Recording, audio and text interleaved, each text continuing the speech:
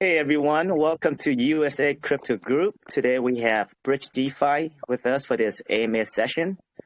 Like always, this AMA is for informational purposes only. This is not financial advice, and there's no commitment to the team. With that, I'd like to welcome Chris, Zep, and the team. And I'll go ahead and let Chris and the team take away from here. Hi. Yes, thank you, Seattle and Mike. Thanks so much for having us and the whole USA crypto community. We are very excited to share with you our new business and tell you how you can be a part of it. I'd like to start today by just showing you a video that kind of encompasses our whole purpose and why we're doing this. What does financial freedom mean to you? For us, it means living the life you've always dreamed of. Not from paycheck to paycheck. It means freedom of choice and breaking free from crippling debt. It means retiring while you're still young enough to enjoy it. BridgeDefi.com opens up a whole new world to the power of blockchain technology, making a better life accessible to everyone. BridgeDefi.com. Loving your best life starts today. All right. So welcome. I am Zebs. I am one of the co-founders of BridgeDefi.com, and there are a team of 8 of us. I'd like to introduce to you Malcolm Dare. He is our managing director, and I'd like to have him come up here and just tell you a little bit about how BridgeDefi, like what is BridgeDefi, what is the company for starters, and then how we got together and our purpose and everything. Malcolm, please take it away. Thanks, Ibs, and thanks for having us this evening, all of you at Crypto USA. Yeah, so BridgeDefi is a company that what our goal and aim is to provide, to bridge that gap between the real world and crypto, to make things accessible for people and easy to use. So we're very much in the space of providing services to people who might not normally be in crypto and make it easy for them, and then to bridge that gap, also provide services for your crypto native as such. And from there, I think what I'd like to just do is just go into why we set up the company, and we can go through the sort of why, how, side of it. So first of all, the company, what we looked at was, and most of us have been together for quite a while in crypto, who in the team here, and I'll go through who they are. And we looked at what is the needs, what do people actually need, and what is an area that's maybe missing in the space. And I think one of the big needs was, how does one access crypto easily, and how can we make it easy for people to invest into crypto, and also to make it, sorry, I lost my train of thought for a second. And then we looked at how we're going to actually achieve this. And to achieve this, we needed to make sure that it needed to be on the blockchain. And secondly, what is the best vehicle for us to actually provide the service? And that was done through, that we decided the best way of doing this is through NFTs. So you'll notice in going through this presentation that there actually isn't a token. Well, an NFT is a token, but it's not your conventional token, if you can put it like that. It's non-fungible. And so that we realized, and what were we going to do to actually achieve that? And the route we realized was to provide services utilizing NFTs and products that could provide that easy access and ease of use for people. So just to give you an idea, one of the ease of use mechanisms that we'll be using is we're going to have an on and off ramp into crypto, and custodial wallets that we will be having as well. So people who aren't familiar with crypto will easily be able to get in. They won't have to necessarily even create a MetaMask wallet, and they can be in crypto and have investments that we'll be providing for them.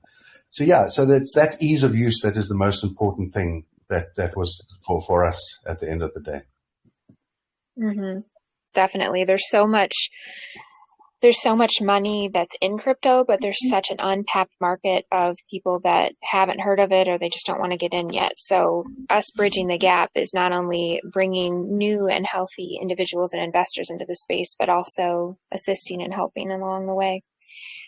So we put together BridgeDefi.com, kind of came together with the idea back in July of this year. Would you like to go ahead and just introduce the team and a little bit about how we chose the team and how we work together? Yeah, sure. Well, actually, the team sort of chose itself because we've all been working together for the last year or so, and in different projects, and many of us have been in crypto for longer than 3 years. And that's where we realized we all had the same vision, the same ideas, so after working in other projects, we decided to look at, how we could meet those needs and that vision that we all had. So joining us, well, Chris, you've met, Redneck, and then we've got Diamond. Diamond is our research and development person, and Diamond is the brains to a large extent behind it, guided by Airfire and Zero. And then we've got Defi also helps in the finance side, as well as Joel. They both do that, and Joel is our security expert.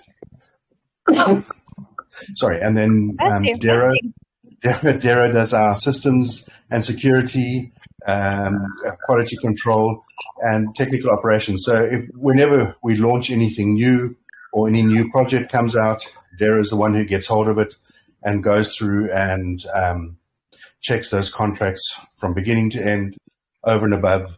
All our contracts that we've developed are all audited anyway. And then Morne Olafia, he does our new business development, and he's joined us with one of his companies that's become a partner company of ours. And over the next few weeks, we're going to be explaining that to everybody, and it's very exciting what he's doing. And then Zebs is the glue that keeps us all together. She's our traffic manager. She's our basically controls and makes sure everything gets done and gets operated on smoothly. So yeah, that's the team. Yes. We have quite the diverse team, and they have a lot of experience both in crypto and in the business world. We like to say we took the best of business and brought it over to crypto to help build that bridge. But we couldn't do it without a couple of very valuable partnerships. Malcolm, would you like to kind of go in a little bit more about the supporting partnerships behind BridgeDefi? Yeah, sure. So what was very important to us is that we partnered ourselves with professional people and professional companies to develop the products and market the products and services that we're doing. So the first company that we partnered up with or retained is Linum Labs. Linum Labs is a professional development company. They have a large staff contingent and are based around the world. Their head office is based in London. They have a large portion of their developers based in Cape Town and other parts in Europe. And then their company is actually registered in Switzerland. And then the next company we have that we brought on board is a professional advertising agency. So they're a branding and marketing agency, and they've developed our brand ID, as well as the great video that you saw at the beginning they produced for us. And yeah, so they'll be pushing out all the content that we need. And then to support them in what they're doing, we have brought on board Digital Fox. Digital Fox is a professional social media company. They make sure that the right target market is reached, and that with all our marketing is analytics driven, so we understand who we're talking to, what the benefits we're getting from it. So yeah, Digital Fox works together with Adhesion, and both of them are critical to the development of BridgeDefi. And then the last partner that we've got on board is we've retained the services of a legal firm, and they're based in Portugal, and we're actually in the process of setting up our company in Portugal, and I happen to actually be here in Lisbon in the process, making sure everything gets done correctly. I'm from Cape Town, by the way, so I'm going to be moving to Portugal to run the business from here. And we chose Portugal because it's very crypto friendly, and they really are at the forefront of crypto nowadays. So yeah, it's great to have them on board, and they'll be providing us all our legal support for any of the products that we bring out, as well as making sure that we stay in line with the legal requirements in all our different products and services we have, and for security for our investors. Yes, thank you, Malcolm. I think that's really important because if you're going to be successful in bridging that gap from the real world into crypto, we have to make it a little bit more secure, and we have to be able to appeal to both. And that's something that the real world and traditional investors are very much used to. Next, I would like to highlight another little video that Adhesion created and Digital Fox put out. So we created, Digital Fox helped us put together all of our socials, our social media platforms, and this video was really designed by Adhesion to bring out the brand of BridgeDefi, start to get like brand and logo awareness, and help us start to build a community around what we were trying to do. So this was posted up on YouTube about 3 weeks ago now, and it's had over 20,000 views already. So the word's getting out.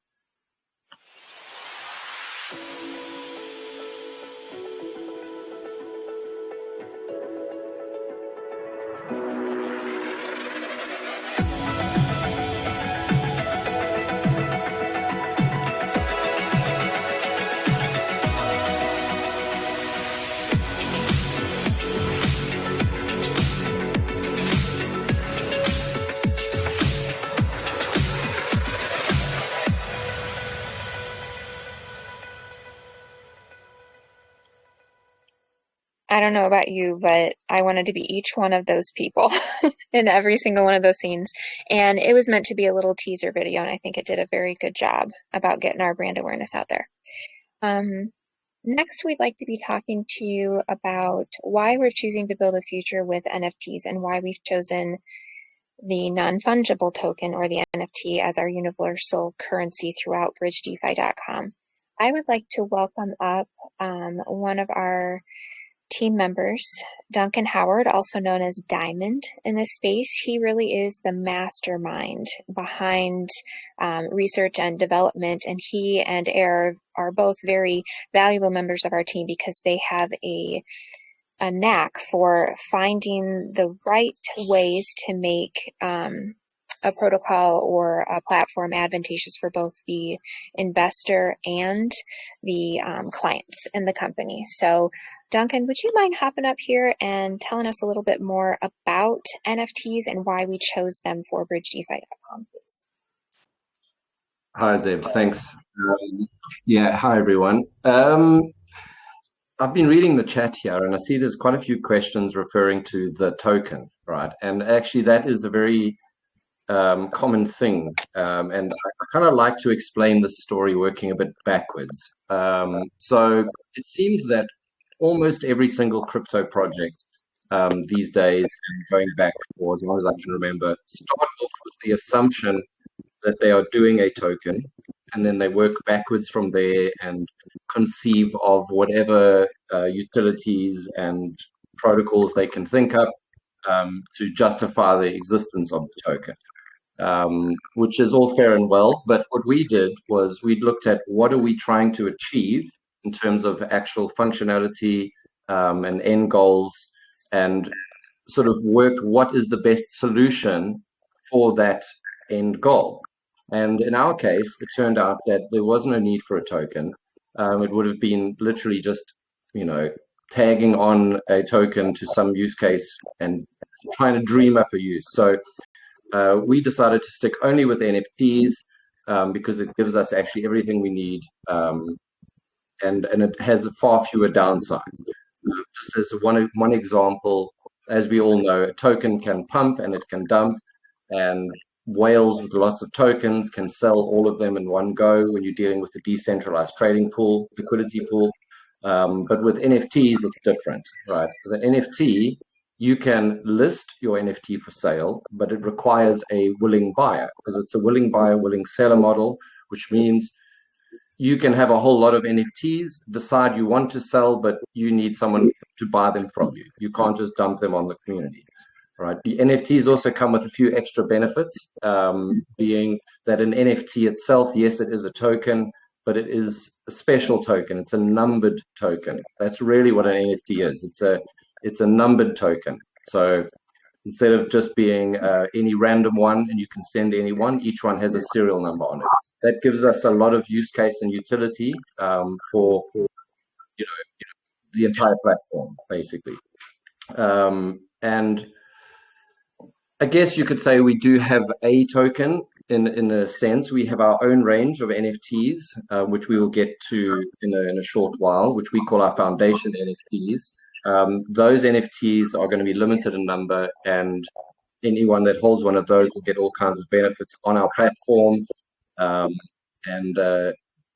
that is separate from the other actual use case NFTs we're going to be bringing out on the platform itself. So yeah, so we're not doing a token, we're doing everything with NFTs, and I think that's definitely the way forward. In essence, what it is as you'll see, like every project will have its own collection or range of NFTs. So we will be launching multiple different ranges and collections that will be each one be applicable to its own particular project. So yeah, we think that's the superior solution, and look forward to bringing it up. Thanks, Diamond. I agree with you. I think that having crypto with utility is the way of the future, and doing that through the NFTs that power our whole universe and ecosystem at BridgeDefi.com is going to be revolutionary. So one of the things that we would like to share with you today is we're offering, for a limited time only, a chance for you to get in on the Foundation NFT. Diamond, can you go in a little bit more about what is the Foundation NFT and why is it beneficial for the investor to grab one of these while they can? Yeah, so as I mentioned, these are our own BridgeDefi.com NFTs. These will sort of confer all kinds of benefits to the holders on the platform. One of them is, for example, you get discounts on some of our investment products. We've actually already negotiated with a project that we're working with a free subscription to their service for all our NFT holders. And then on top of that, we're offering a revenue share from all of the revenue that we generate on the platform with the sale of other NFTs. So all our product NFTs, our bridge deck, fundraising NFTs, we generate revenue from the sale of those NFTs, and our foundation NFTs will get a revenue share. 12% of all that revenue will be distributed to the foundation NFTs. That revenue share is kind of on top of all the other benefits, and we have kind of set a non-specific termination date for that revenue share for a number of reasons, because the way that the platform is going, we're going multi-chain, we're going into lots of different services. It's going to be, we're just anticipating it becoming cumbersome to manage and deal with retaining that revenue share for long term. So what we're doing then is calculating a settlement figure for that revenue share portion of the NFTs, which will be based on the purchase price at full price. So that'll be the $250 per NFT, compounded, at a 30% APR compounded monthly, so that when we sell that revenue share, you'll get your money back plus a bonus, and all of the revenue you had in the interim will be on top, but you will then retain the NFT and all the other benefits that go along with it. So I think that covers it. Yes, thank you, Diamond. I appreciate that. We just wanted to kind of introduce you to this Foundation NFT. We're going to be covering it a little bit more later and then answering any questions that you may have, but this really is a great NFT to have, because not only is it going to give you all the things that Diamond mentioned, but it's going to be that foundation one, and there's only a limited supply, and you really want to snatch one of these up, because as we bring out other things, our original foundation NFT holders are going to have benefits and rewards that are going to go throughout the entire ecosystem. So the pre-mint is what we're offering today, and like I said, we're going to go through this a little bit more in detail later. But we're doing a lot of our capital raise for BridgeDefi.com through NFTs. And the total amount we're hoping to raise with just the pre-mint round is 180,000. So the number of NFTs we're looking to sell is 800. And the price per NFT is normally $250. But for our pre-mint round investors, we're offering a 10% discount, which you'll be able to get that NFT for $225. And these pre-mint round NFTs will still receive the same as the rest of the foundation NFTs of 30% APR compounded monthly on that settlement amount, a 12% BridgeDefi revenue share on all of our products and services for the minimum of the 1 year, and that 10% discount.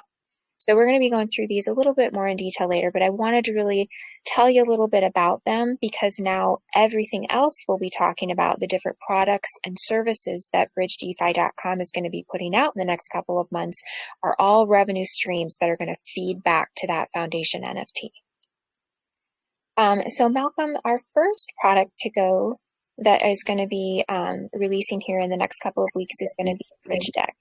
Could you please tell everybody a little bit more about BridgeDeck and what it is and how it's going to be both advantageous for the client and the investor? Yeah, sure. Thanks, Deb. So BridgeDeck is our asset funding platform. And what I love about BridgeDeck is that it offers people from within the crypto community and people in the real world business to be able to raise funds for their particular projects or businesses that they're wanting to do through the sale of NFTs. And the reason why we call it an asset funding project is that for a typical crowdfunding project, what one does is raises a whole lot of funds, and then those funds are distributed back to the company to utilize to build their product or service, whatever they're doing.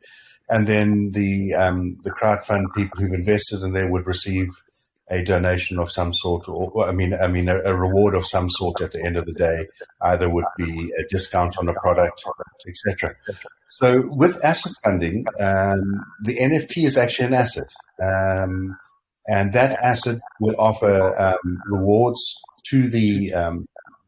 So we've got an echo from somebody. Zebs, could you mute your mic, please? I can try. I'm sorry. Let me try something. It's hard for me because I'm doing the... Okay, so I'll try and speak it so I just get feedback, so I keep on hearing myself over. Oh,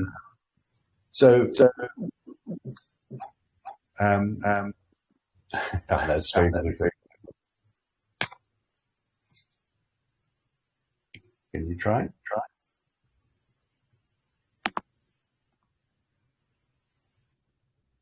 Okay. That, no, I'm still getting it. Okay, I'll do my best. Let me turn my sound down. Okay, so we've got our asset funding platform, as I explained earlier, and clients will be able to build their business by offering NFTs to clients to purchase. And those NFTs will have different benefits. They will go to the client as to what benefits they want. And the nice thing about these and having NFTs is that it could be an ROI type investment. So for example, if somebody was selling bicycles, they could sell numerous bicycles and then receive a ROI on each bicycle that was sold. So they would earn almost like a royalty, or they could go in and earn a discount. There's a number of different things that they can do with that. Also, we will be making sure that with any client that wants to come on board with BridgeDeck, that they will be properly vetted, that they will check their financial that we will check that their finances are, their companies are legitimate, that they have a legitimate place to work that they're working from. We'll be looking at their company documents, where they're registered, who's involved behind it, and a complete background research on the companies, and that providing more assurance to our to our investors at the end of the day. Sorry, Zebs, can you guys hear me? By the way, yes. Yeah, we can. Sorry, I had to mute my speaker, so I couldn't hear if there were any feedback because I was getting so much feedback and losing my train of thought. She stopped the presentation, so there's no more echo. Okay, great. Well, I think that's it on the Bridge deck, and then if people have questions, they can ask us more questions about Bridge deck. If I can then move on to the next one that we're going to do, and I just want to highlight as well that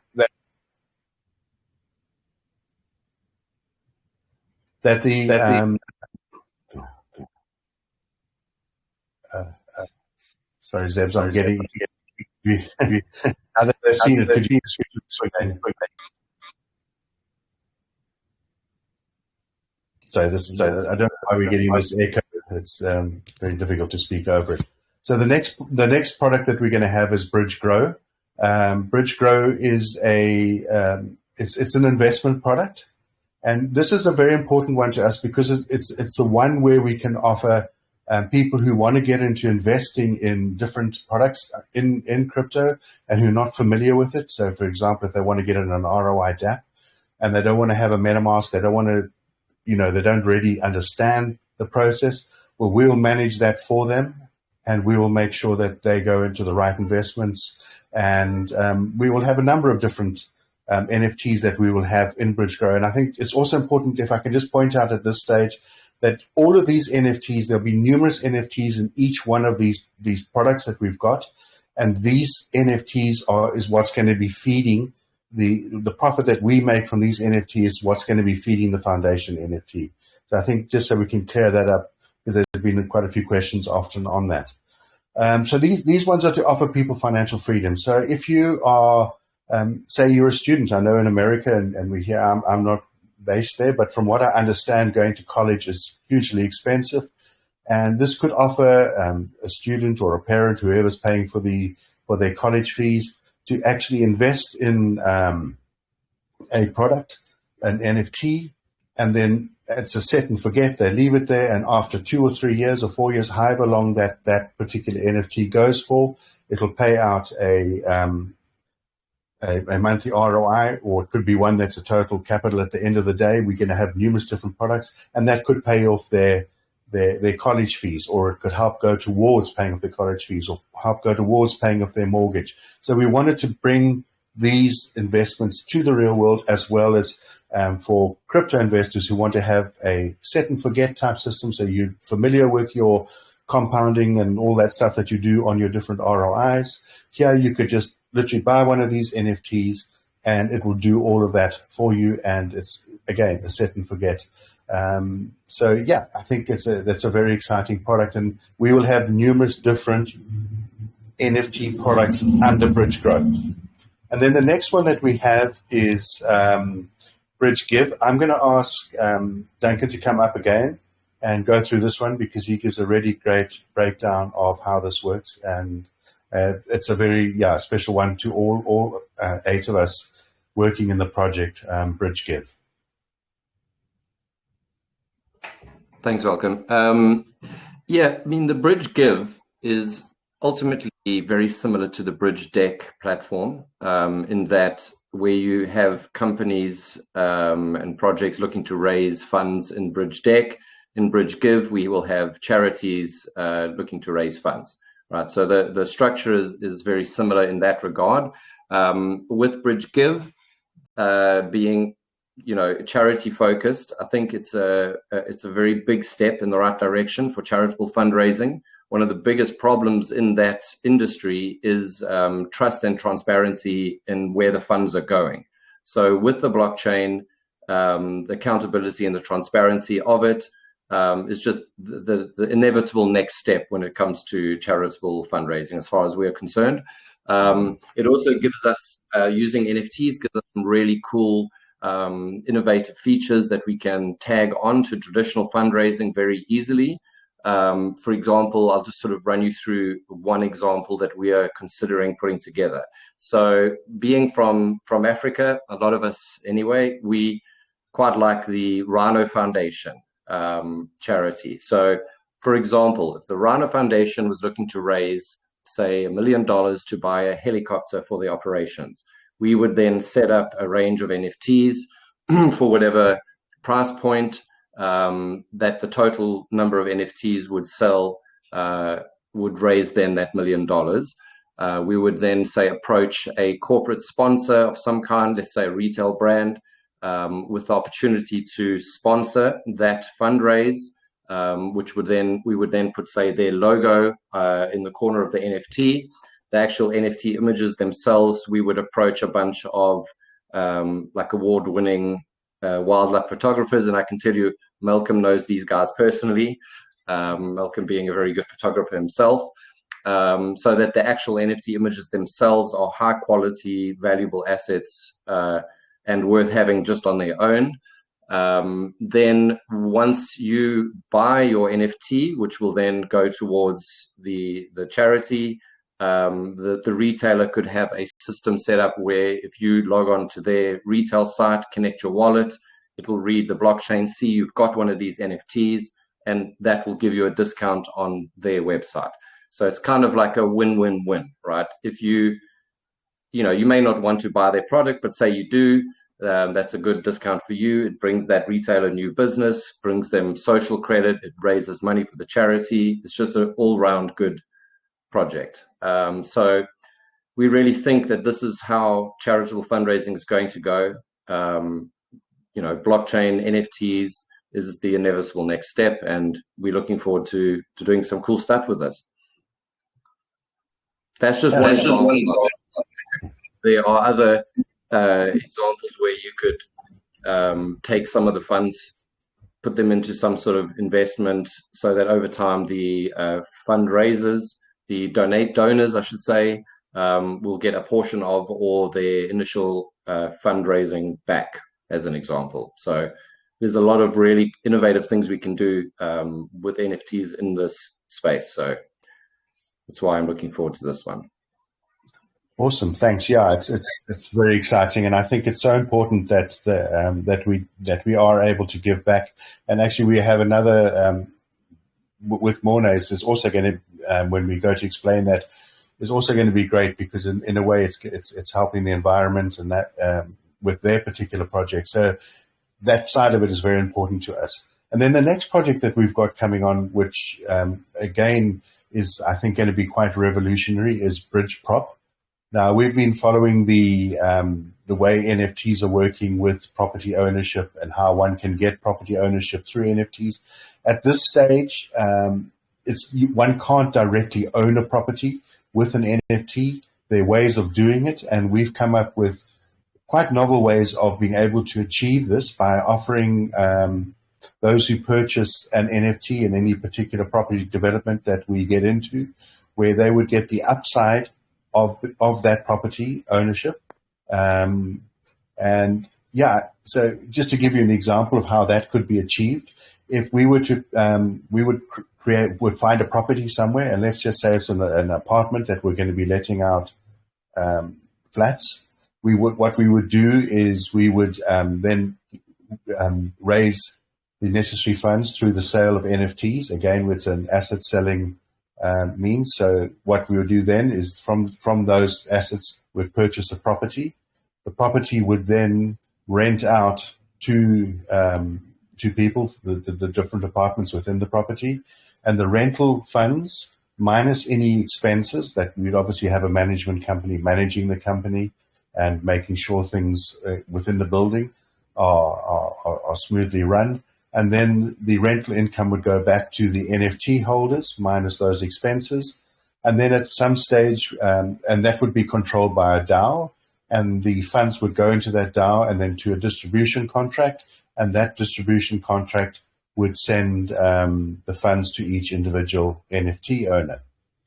And then at such time as when one wanted to sell the building could be sold The funds would go back to the NFT holders minus any expenses. You've got agents' expenses and legal fees, and obviously our management fees that we would have for managing the building. And so one has now an opportunity of using the blockchain to manage this whole process. It's transparent. One can see what's happening and where the funds have been moved. And we now have the opportunity of your average investor who can't normally get into property because of the expense of purchasing property, having that opportunity, and having a wide variety of different properties as well. So again, spreading their risk and managing their portfolio a lot better. So that's a very exciting one, the Bridge Prop opportunity. And Lighthouse, our legal team, is working very closely on this with us. And just to mention that we have within our team and the people that we have connections to people within the property market, within the EU. So we're hoping to be able to expedite the use of NFTs and getting ownership through NFTs of properties down the line. So we're working on a lot of different things. We can't promise that, but those are the connections and people we have working with us. So yeah, very excited about Bridge Prop and looking forward to bringing that to the market, hopefully fairly soon. Yeah, Zebs, I think if we could move on to the next slide.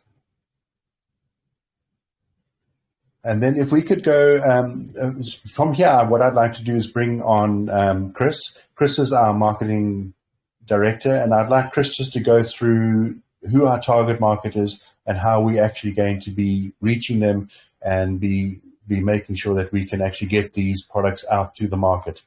So Chris, if you could come up. Yeah, thank you. And just wanted to thank USA for having us again here today. We're going to be taking, a lot more of a targeted approach to our marketing than what we've seen in past projects. Part of our founding principles is bringing in new people, and we want to make sure that we do this in a secure and a familiar way to them. We want it to feel like it's no different than coming onto your online bank account or your favorite shopping kind of place. And with our partners Adhesion and Digital Fox, we're going to take this targeted approach and use a lot of social media, paid ads, and promotions. The biggest people that we're reaching for our platform are a lot of the people that aren't even in crypto yet. And this is going to be one of the best ways actually, to reach them and to bring them into the, our platform. We will be doing some traditional marketing, and we will be doing some more, I guess, well-known, crypto type marketing as well. But primarily, we're going to be looking at going directly at the people that have done searches across the internet, either about or for cryptocurrency, blockchain, investments, NFTs, because we know that if we target those people, they already have an interest in the products that we offer. And we can do that through those, paid ads and promotions with Facebook, Instagram, Twitter, LinkedIn, Google ads. And then that way we're putting our material, in front of the people that have an interest in what we're doing. One of the other things with BridgeDeck that I think is actually going to be of a lot of interest to people in crypto is, with a lot of crypto projects over the last year and a half, we saw them do their private and pre-sales and then their launch. And, then we sat there and waited sometimes on them to come out with their use case or utility. And, over that time period where it took them to develop it, people lost interest, started selling out, and then, they end up with actually not enough funds to complete what they were starting.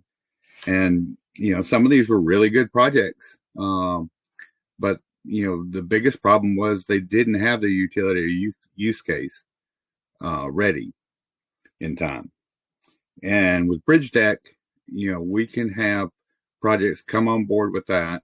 They can raise the funds to do all their development and marketing ahead of time, get that development done, then go to their pre-sale and their launch, and then they've got their use case ready to go.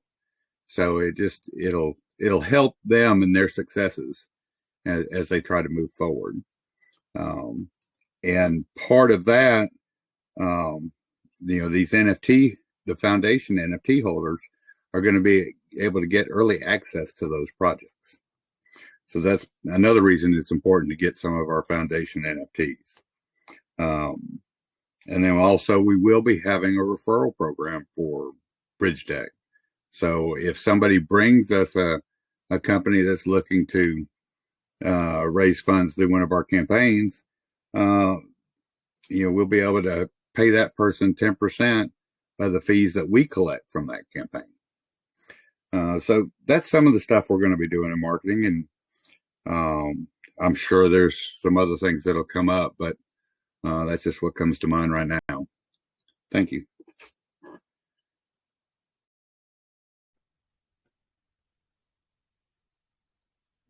Thanks, Chris. Zeb, so you're going to continue on with the... Yes, sorry, I had to unmute myself again. Sure. No there we problem. go. Can you still see my screen? We can. Awesome. Yes.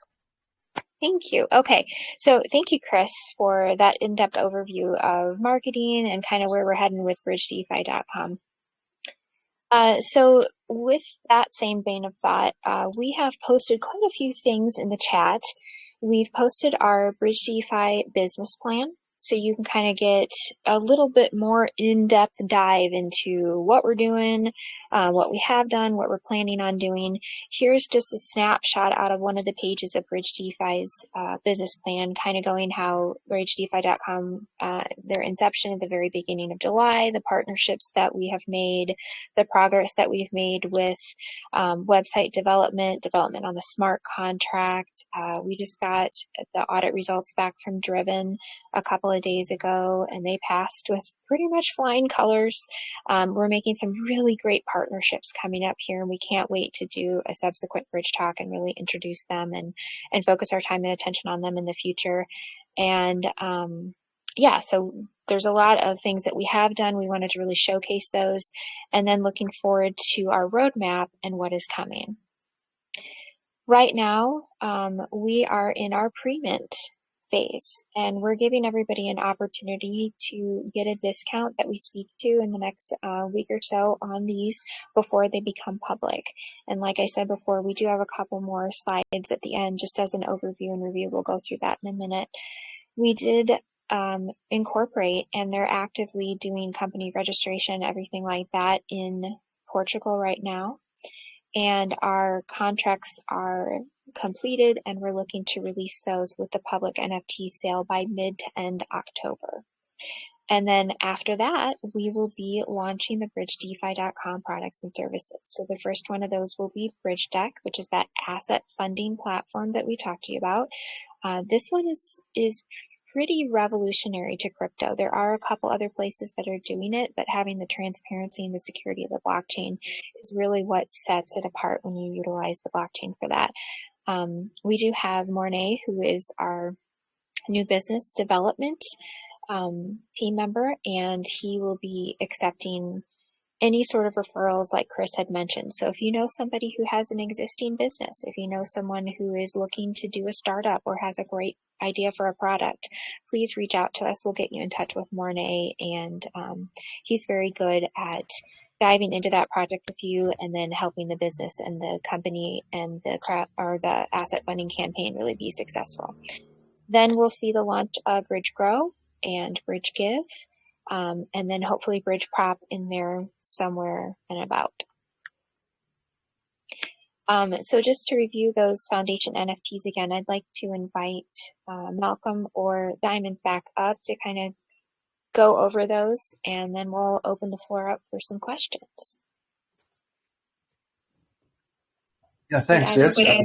Yeah, so I'll just have just a quick overview on the foundation entities.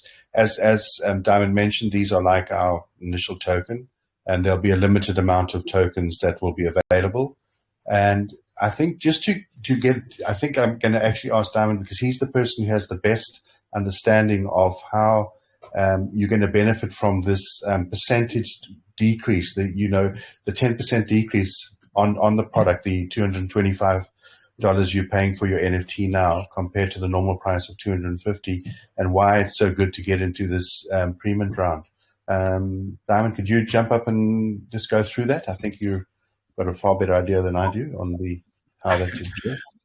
Okay. I mean, it's very simple, really, that when we calculate the settlement figure, it's based on the starting value of $250.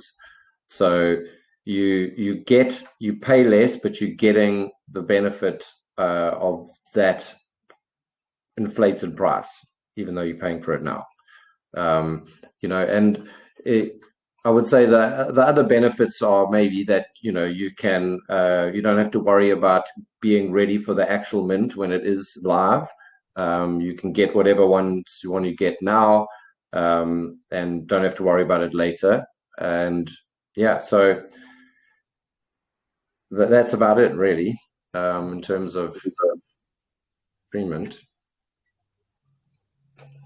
Yeah, I'm not sure if that's what you mean, Malcolm.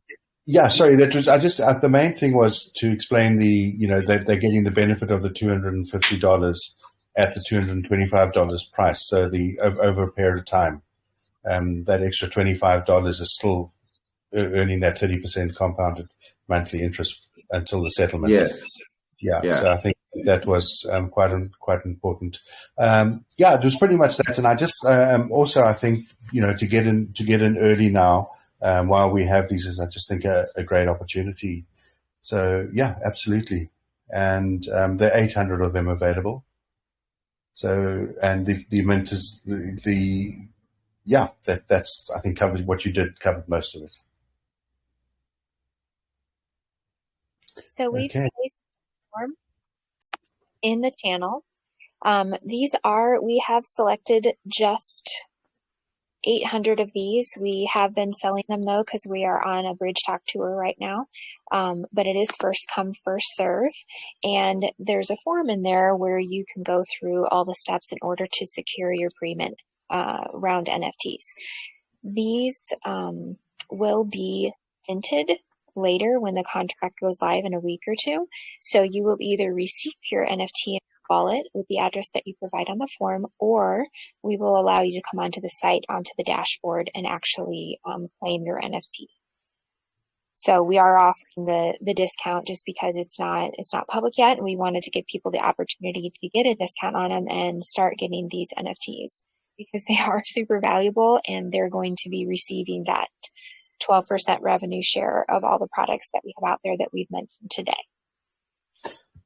Zebs, could I just add, so I'm not sure, just want to clarify one thing as well, is that when there's the settlement, it's only the settlement on the amount. The NFTs will remain with you, because as time goes by, for the length of time that that we're around, or hopefully forever, that you will still be getting benefits on those NFTs. So I think it's important to note that if we bring out a new product or something like that, you would get a discount on what we're doing. So we're going to be looking at ways moving forward of rewarding our early investors into the company with the NFT. So the NFT doesn't stop. Even though we would have done the settlement for the original settlement amount at your 30% APR, the NFTs will still have value beyond that, and a lot more value, I believe, as we go on. Right. Yeah, and too, Malcolm, one of the first projects that's going to be on BridgeDeck, the NFT Foundation NFT holders will be getting a lifetime subscription to that. So that added benefit right there would pay more than what the NFT costs. Yeah, the price of that benefit is more than the NFT. So yeah, absolutely. Right. And We have just a limited amount of these BridgeDefi NFTs that we are offering out to the public, but they're going to have a lifetime worth of value on our site. And we will continue to really reward our value investors. And the way we can do that is through that BridgeDefi Foundation NFT. So tell your friends, this is fantastic. And we'd like to go ahead and just, unless you had anything else to add, Chris, Malcolm, or Diamond? No, I'm just waiting to tap my feet to the last video. All right, perfect. Well, in the meantime, we'll go ahead and open the floor up to questions now. I've seen quite a few coming across in the channel, and I love that. I love the community engagement here, and we're really looking forward to diving a little bit deeper in there. Seattle, have you been collecting those questions? Were you going to ask, or should we just open up the BridgeTalk for people to ask themselves? Wow, so very beautiful presentation, guys. Very strategic, very well laid out. So really appreciate that. Yeah, so Mike has been collecting those questions, and I do have a few questions for myself as well. Love the idea. So one of the things that you guys had mentioned is that I love the bridge deck where you guys, the process of using NFT to raise funds, right? And also you guys will actually hold those projects accountable. So meaning what they're trying to say is that they will release the funds based on the milestone of the projects accordingly. So imagine Presale right now, right? You input your money or you buy into the Presale, but then the projects end up to not really holding themselves accountable and building up the projects accordingly to the roadmap. And we see that a lot, right? And we see a lot of scams based off that. So what you guys are doing is that you guys will actually hold these projects accountable and release the funds accordingly to the roadmap. Am I hearing that correctly? Yeah, that's absolutely right. So we will have different milestones. So those milestones will all be worked out before the project actually goes live and launching their NFTs, and will be known to the investors. So the idea is that they have to meet those milestones before any funds will be paid out to them. And those funds will be kept in a secure multi-sig wallet where there'll be signatures from the client and ourselves before any of those funds are released. So yeah, if they're not released, and then the thing is that if they say they reach milestone 2, then what we would do is we would pay back milestone 3 and 4's funds to the investors.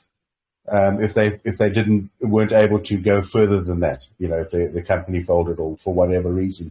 And then we are looking down the line, which hopefully will come out, that we will have some type of insurance type policy that people would be able to purchase on top of the NFTs that would cover them if the project did fail within the first year or so, something like that. So that we're working on at the moment.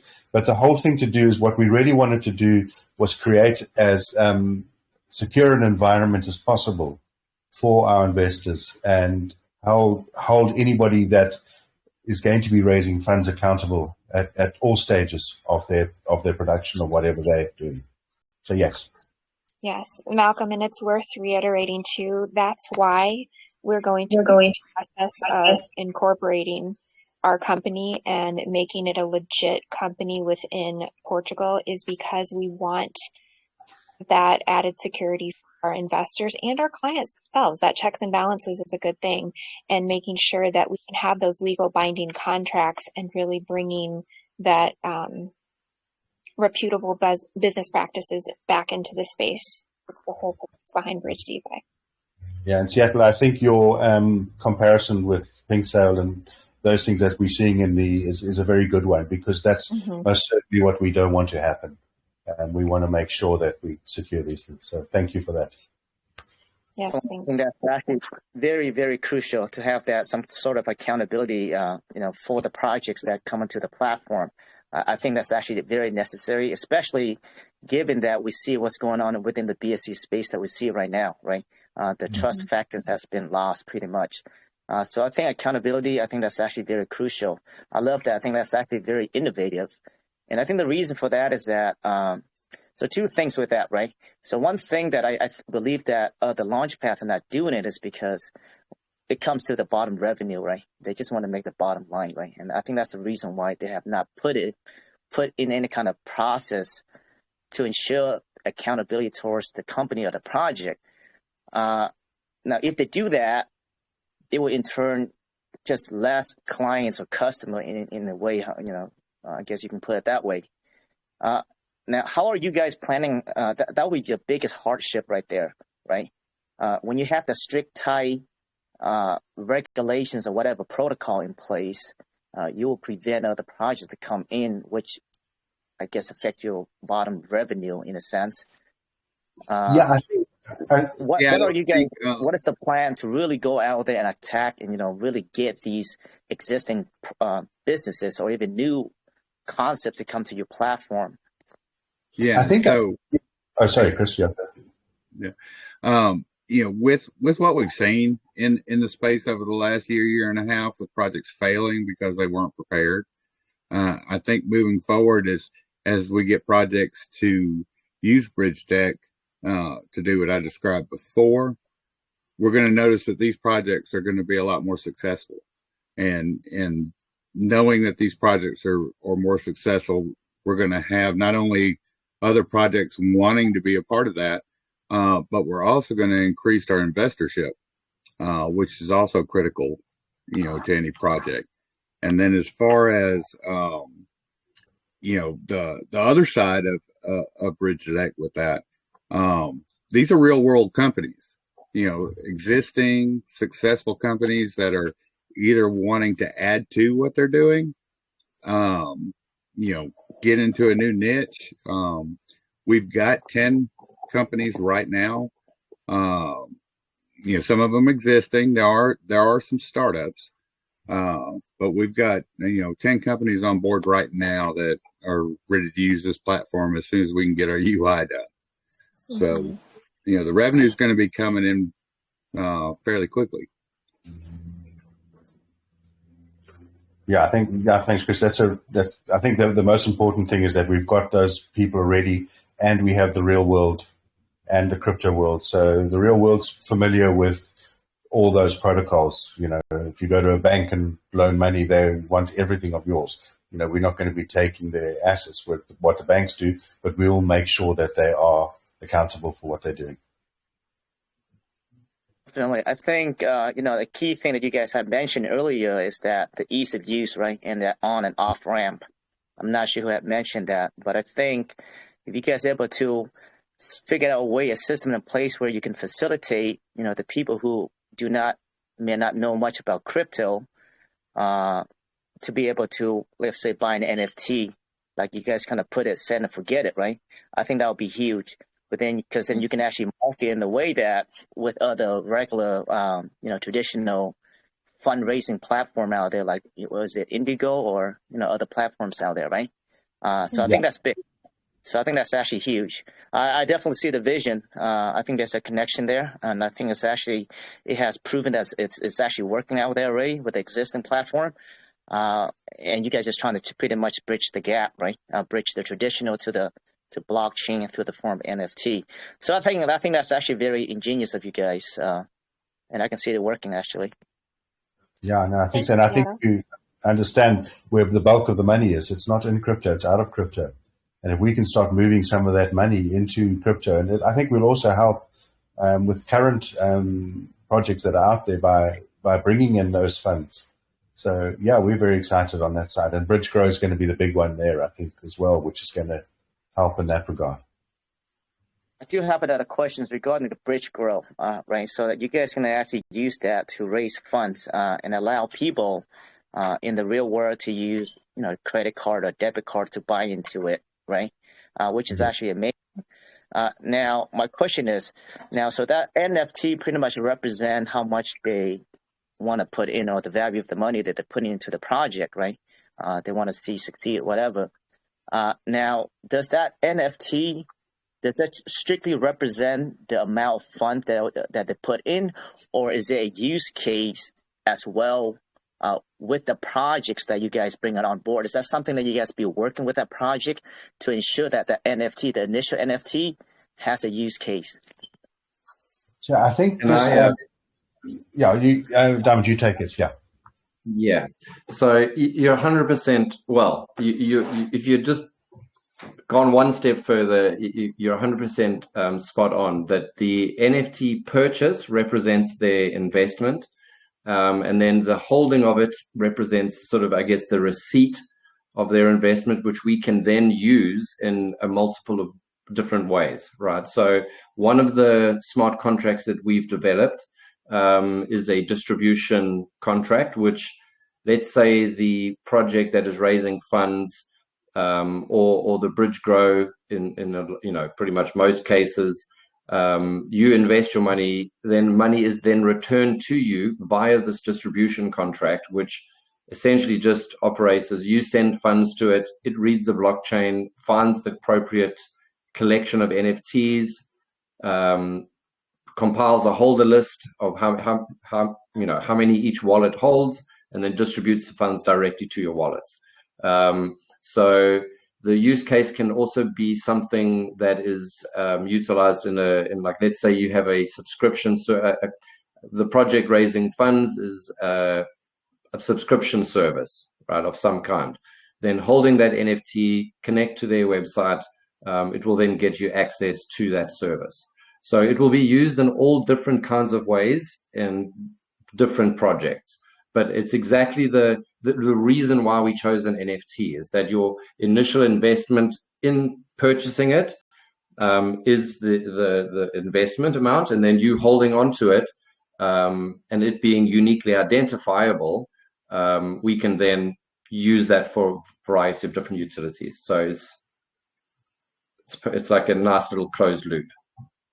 Yeah. So what I'm hearing is that, let's say a project comes in, so they have to pretty much follow your NFT protocol in a way, right? Your system, or let's say I'm on a project right now, right? I say I want to raise funds through through the bridge deck, right? And I have different plans for my NFT, and I have totally different plans. Okay. I want to operate my projects in my own way. Is that possible, or is that something that we have? It is possible. Oh, yes. So one of the functions that we have is transfer ownership. And, all the core functions of that NFT contract are owner-only functions. So if we transfer ownership over to a project, let's say you wanted to do something completely separate from us, we would, basically mint your contract according to whatever specs you need, transfer ownership over to you, and then that's it. It's yours. It exists on the blockchain. You tie your user interface into it.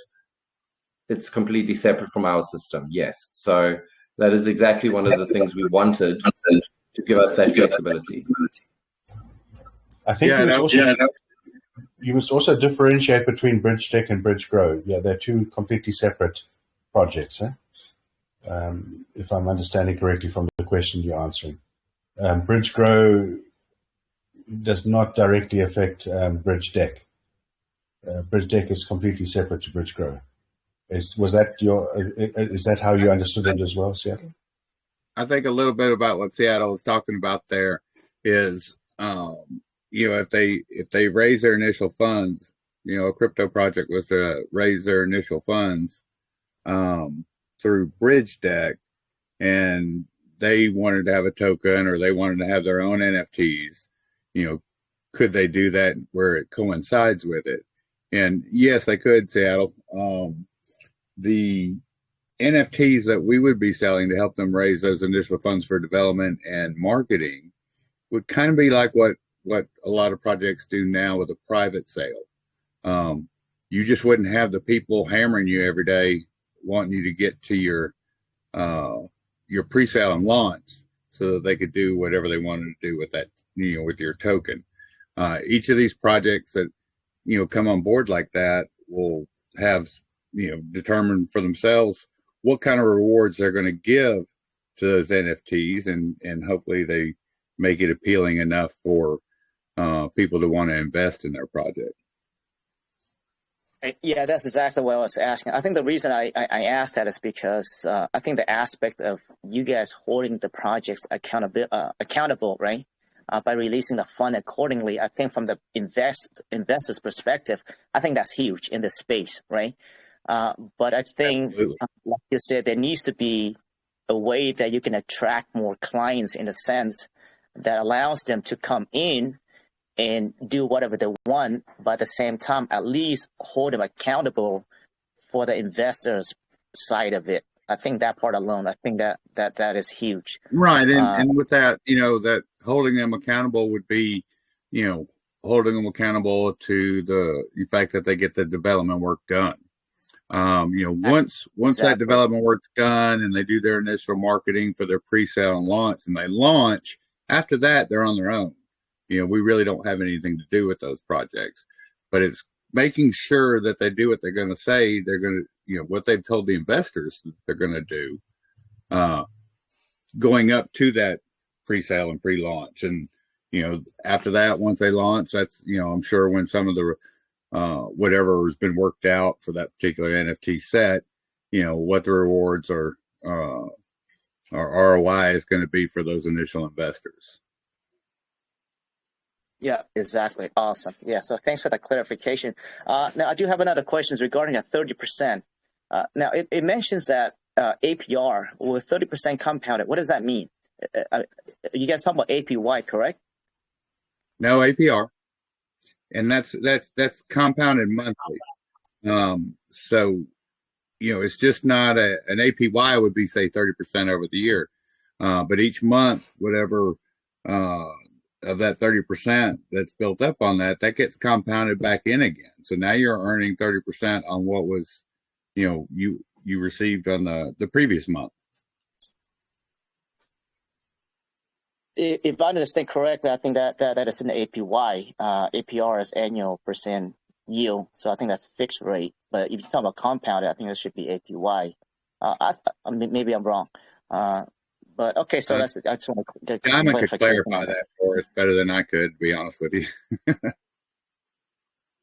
Well, it's taking the 30% AP, like annual percentage rate, right? It calculates what that would be over the entire year, works out the monthly portion, and then like adds that on as like an interest payment, and then the following month, that new total is worked out along a 30% APR for the entire year, done for the 1 month. So it's using a fixed rate of 30% over at a fictitious year but then it compounds it monthly. So your APY is higher in the end, depending on how long it's compounding for. Perfect. All right. Yeah, I guess I do have one more question. That's it. Now, I love the ideas and I love the concept. Definitely, there's a lot of use cases for sure tied to the NFT. Like you guys mentioned earlier, it's not a token. So in order to make an exchange, somebody has to buy an NFT, right? So I think that's actually a very, in a way, it's a very innovative way of thinking of just a whole structure of the traditional. I guess exchange or even chart, right? That's different. With all that though, I did see the projection on it, the turnover projection. How did you guys come up with that number? Okay, I can maybe take that one too. So I think, as has been mentioned, we have about 10 projects looking to onboard with our BridgeTalk platform. That will be rolled out over the next sort of few months. They're not going to be all 10 on out of the gate. We're busy working with them as we speak right now, and they will be onboarding, over time. So we have worked out like an average raise that they require, and then put in an average period of time that it takes for them to raise it, punch those in over a time frame. Sort of put in we've tried to be quite conservative with the numbers. Then sort of when we expect to roll out our Bridge Grow products, what the anticipated raise of those is and what the revenue is sort of spread out over time. So what I did was I took all the different revenue streams and basically created a projected income over a calendar and then added up all of the periods and worked it out from there. So we basically try to be conservative but realistic. But at the end of the day, they're projections, right? I mean, this is what always amuses me with these kinds of things. I can show you much prettier graphs if you want to, right? I can just increase one of the growth rate figures by a little bit, and it adds up to much prettier graphs. But we try to be actually conservative and on the realistic conservative end, and hopefully under promise and over deliver. That's what I was just going to say. Thanks, I saw you pop up, Zebs, and I thought you'll come on to say that. So thank you. I was. Thank you for clearing that in. Yeah, when Diamond was doing these figures, he was only taking into account a couple of the different platforms that we've mentioned, and we would really rather surprise and reward our investors by over delivering on the end rather than have to live up to something that we overshot. So that's why those are very conservative figures that you're looking at. Awesome. I love that. All right. Sounds good. I think that's all the questions I have for now. Mike has been collecting a lot of questions. So Mike, you want to come on and ask some of the questions from the community? Absolutely. I just wanted to throw in there, that was an amazing, very detailed AMA. That was a really good one. I enjoyed this. Thanks, Mike. Absolutely. Now, before I get into, which is quite a few text questions here, I would like to ask the community if you'd rather ask on voice. Please feel free to unmute yourself and go ahead and ask your questions. Just try not to overspeak another. Hello? Hey, Lucky, go ahead. Okay, my question is regarding the crowdfunding platform. So, as a crowdfunding platform, what measures will you put in place to protect the infant businesses or projects that will be coming to your platform? As we all know that their concept or idea can be stolen or plagiarized. So, what will you put in place to protect them? I think what you're asking about. Yeah. Oh, sorry. Go ahead, Malcolm. I think what we can do from our side is, first of all, make sure that the project is verified, that they are a legitimate company. They have a. Malcolm, it's not what I'm missing. The question is, how do we protect the IP of the project from people stealing their idea? Yeah. They would need to do that, I would imagine. So go for it. Well, I mean, so I would just maybe say we have thought about that, and it's a case of you have to tell the investors something enough to entice them to invest. But we would advise that the sensitive information and the secret source, as you don't publicly display that. If there were investors that wanted a bit more information, we would recommend, and this is again between the party raising the funds and the potential investor, they would have to maybe have some level of like in the real world, as I call it, you'll get a document like called NDA, for example, non-disclosure agreement. There will have to be steps like that taken if any sensitive information is shared. But ultimately, it's a balancing act and a trade-off.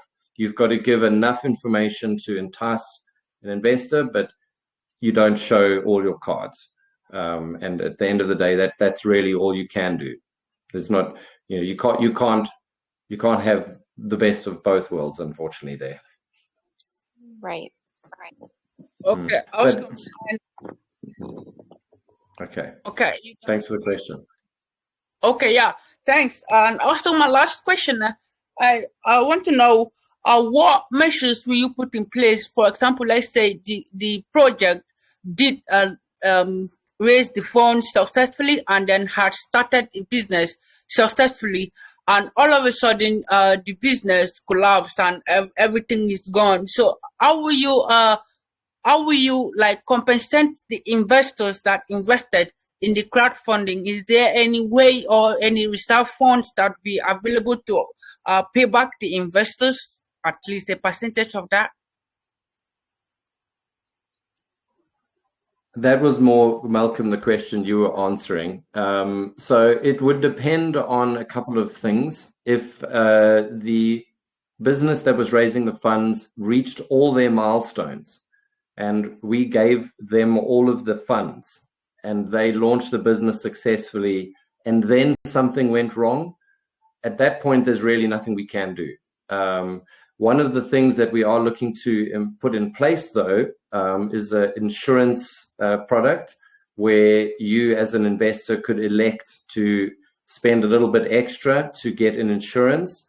But the terms of those, what you're insured for would be, you know, again, a sort of a bit of a case-by-case basis. What you described there is actually almost the worst case scenario, right? And we have already considered, Malcolm is very fond of this idea of, instead of just raising funds that go to the project, they could elect as a fundraising project to effectively raise more than they need.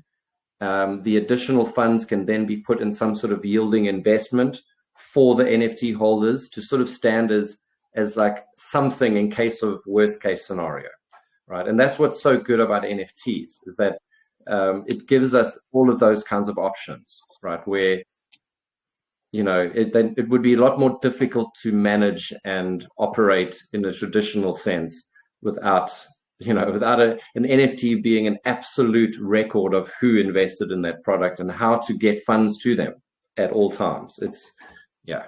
So I'd say that's about as best as we could do, and anyone could do in that case. Let's hope it doesn't happen often. Okay, I think that answers my question. Thank you very much. I appreciate it. Thank you. Good questions. Okay, great.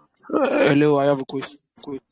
Appreciate the questions there, Lucky. Go ahead, Tom Cruise.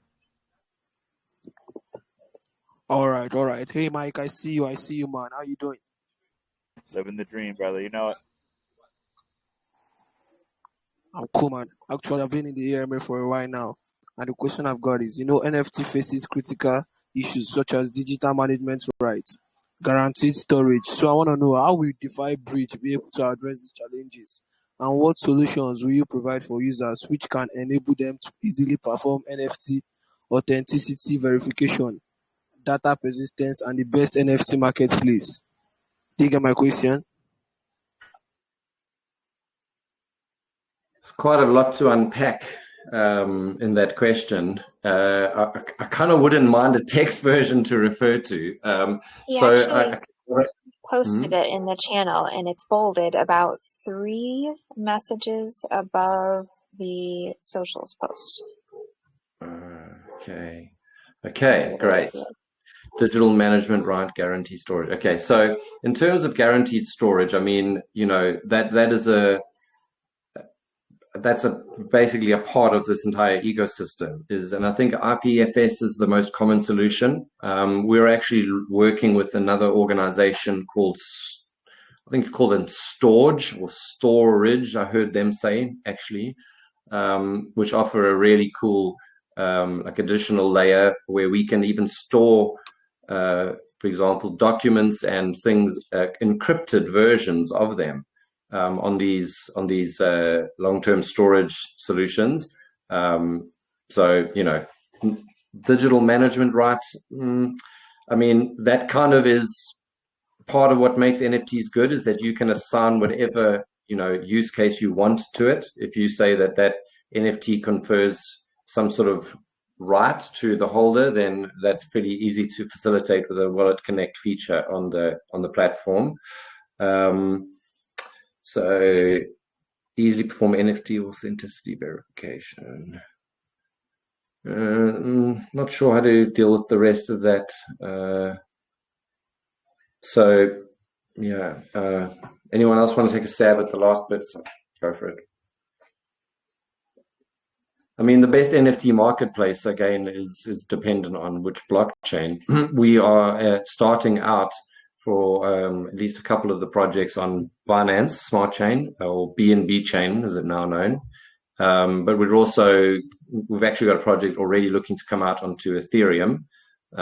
So, the marketplaces will differ depending on the blockchain. And very likely in the not too distant future, we will be on Polygon too. At the very least, I see those three being and they all have their own marketplaces. Although OpenSea does have support for both Polygon and Ethereum. So I don't know. I think that'll do. That was a fairly good stab at the answer. Okay, I get your answer. That's what I want to just touch with. Thank you very much for this opportunity. Thanks. Cool. Thanks to Tom Cruise, Mr. Maverick, I should say. Anybody else want to ask their questions on voice before I jump into a few text questions here? I see Ibrahim. Go ahead, brother. Good evening, everyone. Hello. Let me relocate because it's calling prayer. Give me a moment.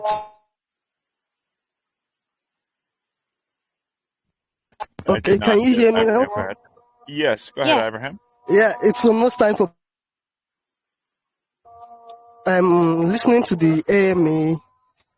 I understood the benefits of the pre-mint NFTs. That's the 30% APY, 12% revenue share, and 10% discount on purchase. But you didn't say much or none at all about the private sale and the public sale NFTs. So I would like to know the benefits of those ones. Will they also have their own APYs and revenue share? Though I know there wouldn't be discounts for public sale, but what about APYs? Okay, so yeah, I can. That's an easy answer. They're all going to get the same. It's just when they were available to purchase, and the price that they were available to purchase at changed. I did notice a question, which maybe is a good time to answer that one right now, about somewhere, I think in the business plan, it shows the private sale NFTs at $2,000 each, and 80 of them. Back then, we were looking at a higher ticket price per NFT for a lower number, but we did some research and got some feedback from the community, and we decided to actually increase the number of NFTs. So the price point dropped. So the private sale NFTs people bought at 2,000 an NFT are actually getting 10 NFTs, not one. So that's the reason for the discrepancy in numbers, is the number changed over time. Okay, that answers quite a lot. So I'll advise you actually update the white paper so to not confuse a lot of people. So my next question, you said? Sorry. You're right, we should. We should. Apologies. No problem. Yes. My next question is, on your website, you also listed some other uses of NFTs, such as sale and authentication of art, fractionalized ownership of property, contract, financial product, gaming, and some other ones. So I would like to know, are these also ventures you plan to endeavor into in the not too distant future? I would not say. Welcome, if you would like to take that one. Yeah, I can do so.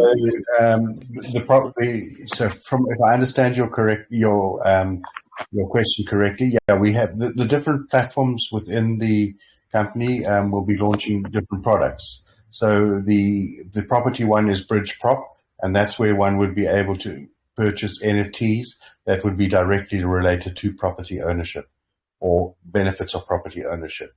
The Bridge Play that was mentioned in there, we're still working on that, and there's a lot of legislation around that. So we have our lawyers working on that before we'll have anything to display on the Bridge Play side. But the immediate ones that we're going to be launching are BridgeProp, BridgeGive, BridgeGrow, and BridgeDeck. And they're all different platforms that will provide their own separate products for each of those platforms. And they'll all be NFT based. And they'll all provide revenue, and which my goes back question, to the foundation NFT. Yeah. Shall we go ahead? Okay, I didn't get the last part, probably because of my network. But okay, let me go ahead. I'll be listening to the recording later. My last most important question is on your security and sustainability mechanism for this project. Because during the AMA, I didn't hear anything about an audit nor a KYC done by the team. So what I would like to know is, have you done your KYC and with whom? Do you have an audit? And also, God forbid, worst case scenario, the NFT sale doesn't go well or something happen. This is DeFi, so anything can happen.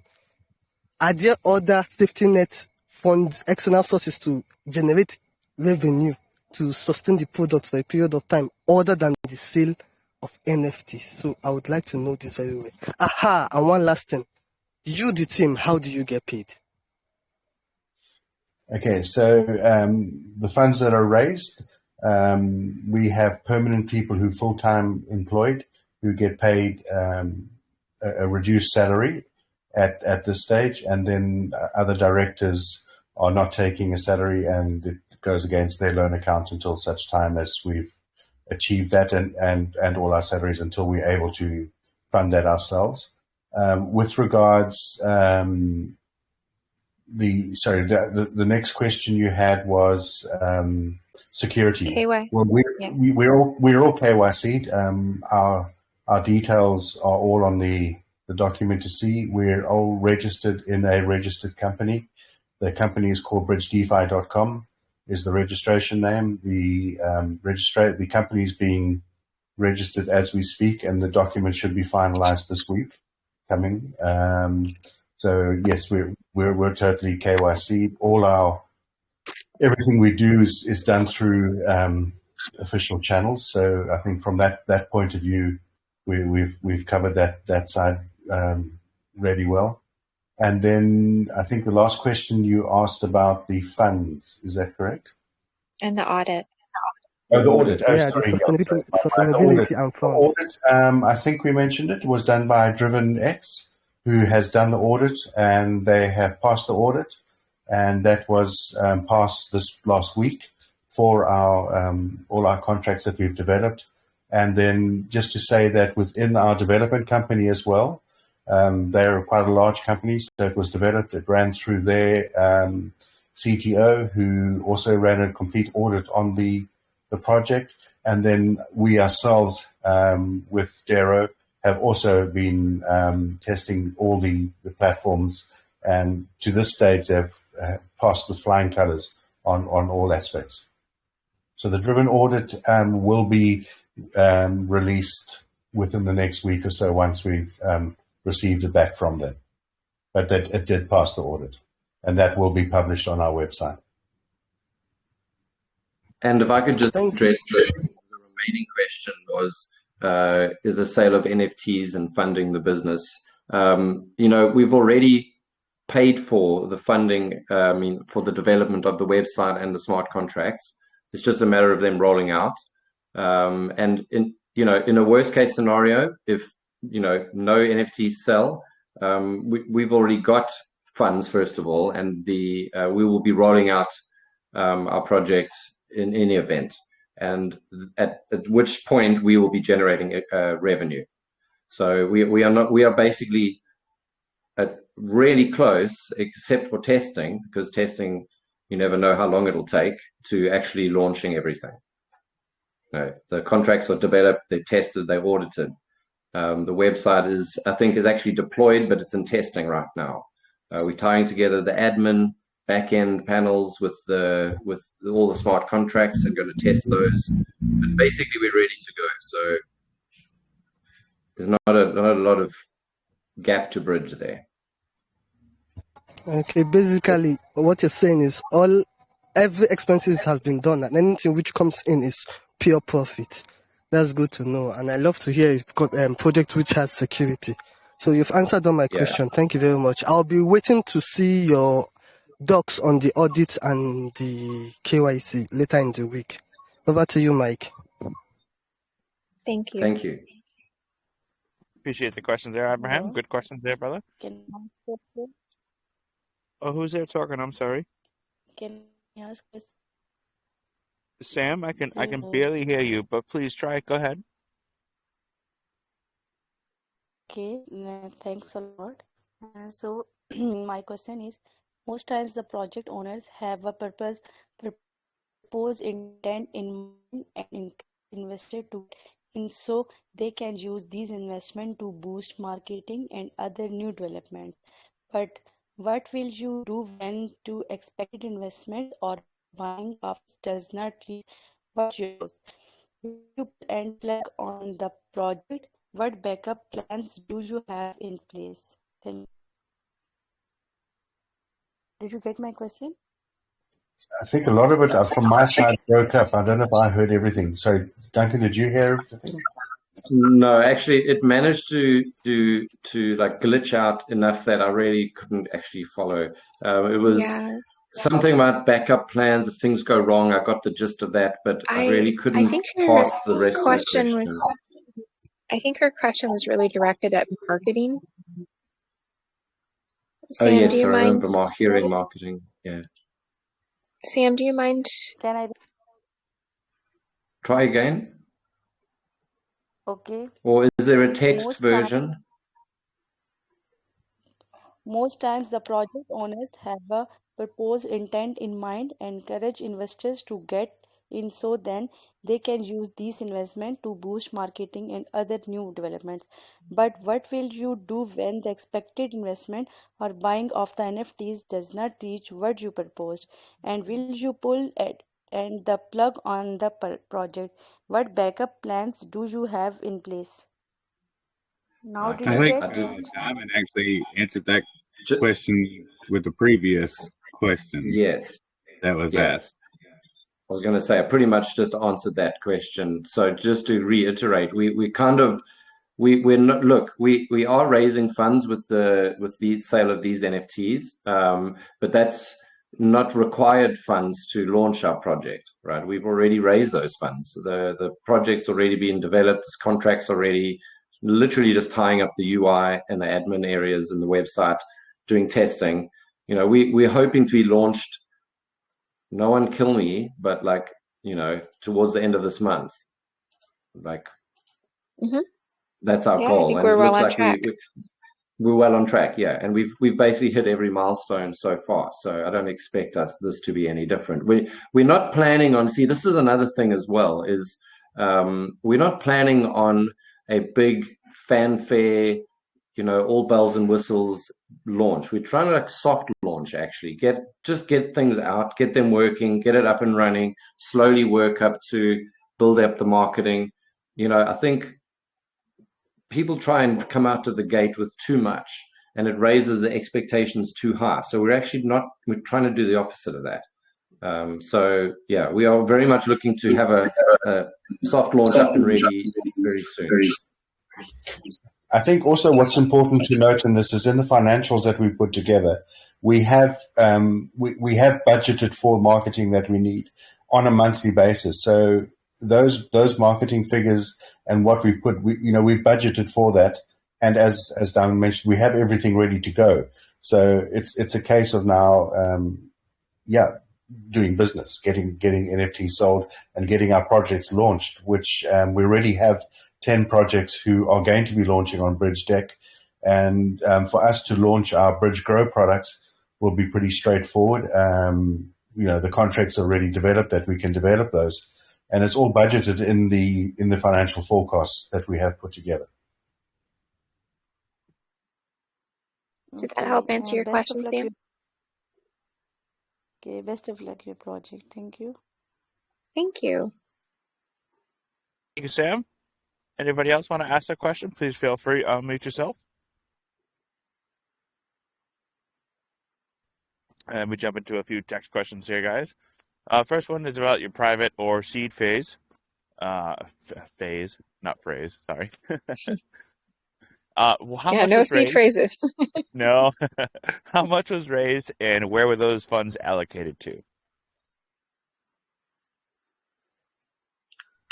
So our initial fundraise, the bulk of the funds have gone to the development that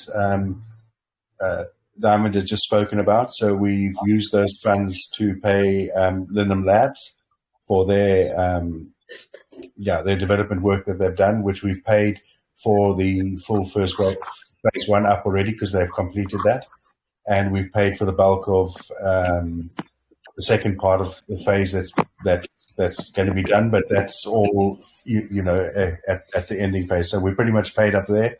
We've also paid to our marketing companies that we work with, so for the videos and the marketing material. So we have a lot of content, and then the bulk of the fees go into actual media buying, where we pay Digital Fox and Adhesion for their services. We've also had to pay for our legal services, which are the company registration fees have all been paid, and that's all been that money's all been paid already. So the legal side and all that's been done. So the bulk of the fees have gone there, and then there has been a portion of fees going to salaries that for the work we've done, but those have been very reduced for what will be paid, once we're developing, and they'll only we'll only the audit as well. And the audit's been paid as well is already paid for. Yeah. Yeah. So that's where the bulk of the fees is going to, and the future raised money capital that we raise from here, we'll be using for future development, future marketing. Because that's where our goal is to develop that the project and take it to the next level. I hope that answers your question. That was very detailed. I'm sure it does. I appreciate that answer there. Next community question we have here is, let's see, from Saida. Hope I said that right. Is many projects like to highlight their strengths without also acknowledging the weakness. So my question is, what is your the weakest point that you need most work on currently, and what is your very next step to be completed? Interesting question. What is our weakest point at this moment? I don't know, because it's almost like the stars have aligned with us and we've managed to be quite strong. I think possibly the weakest maybe link is getting the business in, but I don't see that as a weak link because I believe we have great products. So I'm not sure where the downside would be. But what I would say is that whatever we've worked on and whatever we've budgeted for, we've always taken worst case scenario into account. And if we can't achieve those, then we've got a problem. And we've already got more clients than what we've budgeted for moving forward coming in. So with regards to the weakest link, and the second question, Mike, was that they asked? So let me jump back to the question here was, many projects highlighted strength without acknowledging weakness. Do you have any? What's your very next step that you're to be completed right now? Very next step is the so we've got all the factory contracts built. There's just the finalizing of the website and the link between the website and the back end or the app. Sorry for the developer guys. I'm more the business side of things, not on the development side. But then the very next thing after that is we will be to get our Bridge Grow product out, and then we're also working very closely with lawyers at the moment, finalizing the Bridge Prop, because we believe that's a huge benefit, and I think a lot of people would like to have access to property ownership, or at least get the benefits of property ownership. So that we're tying that up now, and then hopefully shortly start looking for different properties that we can see that would be great for our development. So those are the two that we're going to be doing. And then we do have a phase 2 element of development of our website, and that will be going into fairly shortly. So yeah, it's a constant development process. Perfect. Let's see here. A lot of these have been answered. It was a very thorough AMA. Try to pick out some good ones here. Thank you. We are really enjoying these questions too. I mean, we welcome the feedback and the questions because it means you're interested. It means you're invested, and we really like that. We really have been taking the approach of organic growth. We want to be that word of mouth because that's how you reach the people outside of crypto and Telegram and Discord and stuff like that, is really go where they're at, the socials and word of mouth. And we want to be that topic of the dinner conversation. So I like this.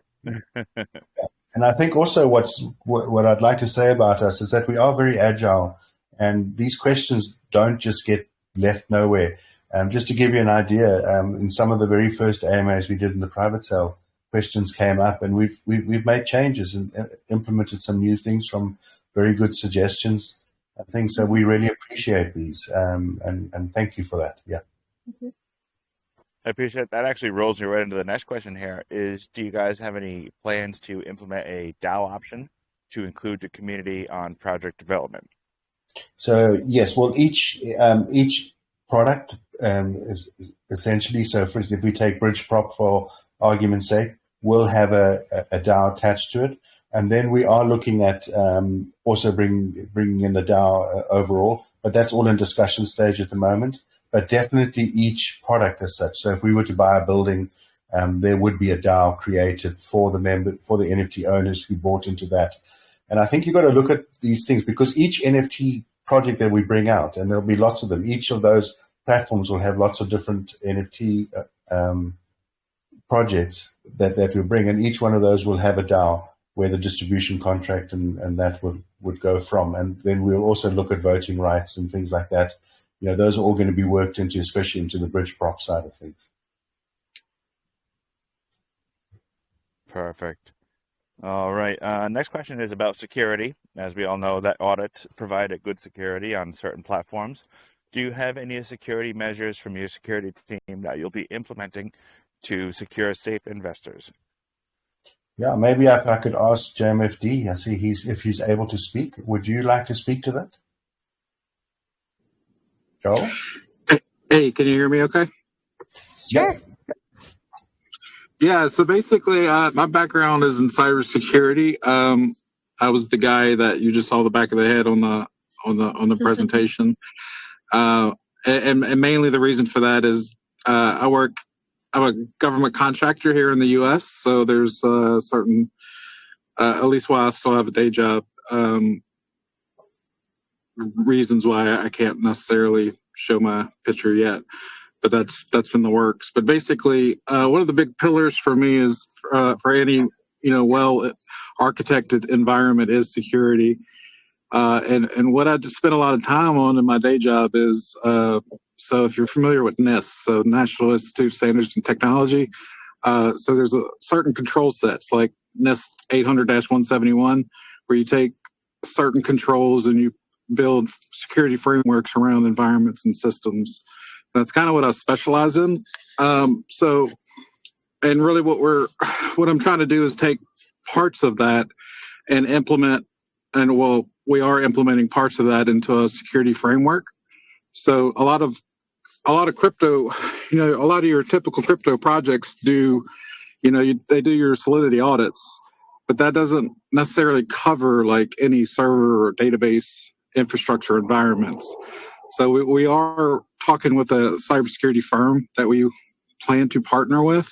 So penetration test and your typical traditional cybersecurity plans and audits and things of that nature. We will be doing things like that. So we chose Presale as our platform. For our hosting platform, and a big reason is because they do their SOC 2 audits, their yearly penetration tests. They're hosted via AWS, so a lot of that infrastructure is already has a lot of those security frameworks in place. So it just adding on to that, any new projects or products that we put into place, I'll be helping making sure that we have a lot of that stuff in place. Hope that covers kind of what we're doing from the security perspective. Appreciate that answer there, JM. Actually, when I was going through the the Doxxed pictures there, I just couldn't picture a more perfect picture for a security man to have the back of his head on it. We thought so too. Yeah, that was so perfect. Yeah, Thanks I for even said like appreciating it. I even told the team, I was like, do you want to just remove me completely for now? And I think Zaz was like, no, I think that's perfect. It is. Really is. So it's like, okay. All right. Well, I think everything else has been generally answered here. Guys, community, if there's anything that we have missed on your questions, please be sure. Hop on over to the Telegram on DeFi Bridge. Ask your questions. I appreciate all the answers tonight, guys. And I'm going to kick it back to Seattle. Hey, thanks, Mike. Thanks for the questions, guys. Very well articulated. I do have another questions, last questions, I promise. Regarding the bridge wall, I've seen you guys have plans for the weddings, the overseas holidays, college fees, etc. Have you guys started the process of reaching out to different businesses to rolling these steps out yet? Or you guys just have like concrete plans in place?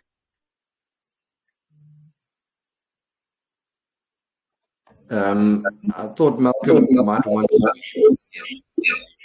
Yeah, I was so just trying to unmute myself.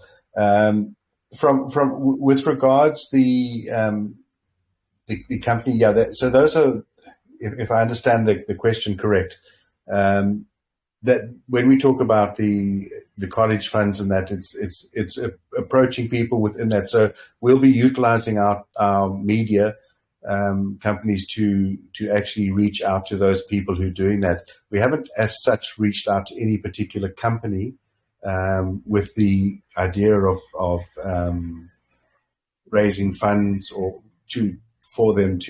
for people wanting to pay off their college fund as such. But what we will be doing is targeting those through our media companies, and then they will be able to purchase NFTs that we will create, and that NFT will use the funds from the NFT will be put into an investment platform. We'll have different platforms. We'll have more high risk and low risk ones where that money will be invested, and from the investments of that money will be paid back to the NFT holders minus any management fees that come with it. So that's how those funds will be generated. And we'll be working on sure. Just quickly before you move on, one of the answers is yes. Actually, we have started speaking to people about various ways of generating revenue. For example, we've spoken to a couple of traders in both the traditional sort of Forex, I think is one of them, and crypto, about potentially trading with a pool of funds that we can raise through BridgeGrow. And there's a lot of interest. So maybe not in the exact sense that you asked the question, Seattle, but I think technically there's a yes in there somewhere. Perfect. Now, I think there's a lot of opportunities in that bridge world for sure. Especially let's say there's a small business, even a small business that maybe they have amazing services that that's a lot of people may be interested in it. You can offer something through regards, through an NFT, and that NFT, like you guys mentioned earlier, it provides funds, additional funds to that small business. But at the same time, investors or clients will get an ongoing discount, right, for the services, whatever the services that they provide. So I think there's a lot of potential in that, actually, that vision there. Yeah, I think that you may be referred to as BridgeDefi, where a small business raises funds, for example, and people get a discount. But your point stands, though. Yeah, I think there is a lot of scope for using that system to.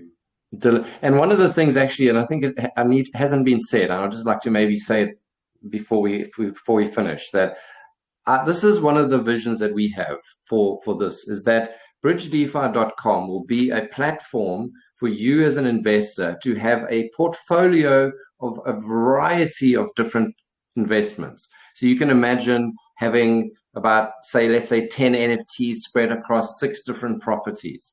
Right, you'll have a bunch of NFTs investing in various return on investment products.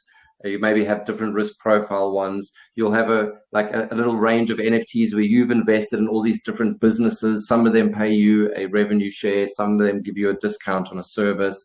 And you're going to have just like a little DeFi portal dashboard of all your different investments, and then a platform, multiple platforms where you can acquire and invest in more products. So that's kind of what we're looking to deliver. And I think when we roll it out and people start to see it for that, we're going to have people that are going to come onto the platform daily just to see where they're at, because we're integrating everything. It's not just create your NFT and go about your business. We're integrating all of the data back into the website so we can provide analytics. We can take all kinds of things with that data. We can put charts, graphs, how much you've earned, what your ROI is for each project, your total portfolio value, all kinds of cool stuff that we will be, as we develop the product, the platform further, rolling out all kinds of new features like that. But the core will be a really nice place for you to invest in lots of cool different things via NFTs. Perfect. Thanks for the clarifications. Now, regarding the legality of your projects, you guys are working with a firm right now. Has there been any kind of setbacks, or has it been smooth sailing for you guys as far as registering the company and implementing your project throughout the world? Has there been setback on that? Yeah, I think to answer that, I think the actual registration of the company has been pretty straightforward, because Portugal is pretty open to crypto and the way foreign companies opening up. So that has gone fine. I think what we have found and what we have been quite agile with is, in working with our legal team, we had a whole lot of ideas, for example, on BridgeProp and on BridgeDeck, in looking at how we were going to go about doing our business. And we had to modify things quite a bit to adjust to that. So yes, there were along the way, there have been hurdles, but we've been working very closely with them. And I think, just to give you an idea, is the reason why we call BridgeDeck a asset funding, not a crowdfunding platform, because it can't be a crowdfunding platform if you're selling an asset. Because the company that's going to be raising funds is actually selling an asset. And crypto, by the way, in Portugal is seen as an asset. So that's one of the reasons why we're here. For example, I don't know if you guys know that in Portugal, if you sell your assets in crypto, there's no capital gains tax. So that's one of the nice reasons. They're very forward thinking here in the way they do things. So so crowdfunding, we had to rethink the way we promoted, marketed, and sold it. And it actually makes a lot more sense that the company is actually selling an asset, so they have a sale that's coming into their company, and as we say, we'll have milestones that do that. But that's not a crowdfunding platform. A crowdfunding platform raises funds and gives those funds to them. They don't sell something to get those funds, and an NFT is an asset. So those are things we've had to come. In BridgeProp, we've had to do a lot of changes because the legal requirements around ownership of property and NFTs is going to change over the years, but it's not as straightforward as many people might think.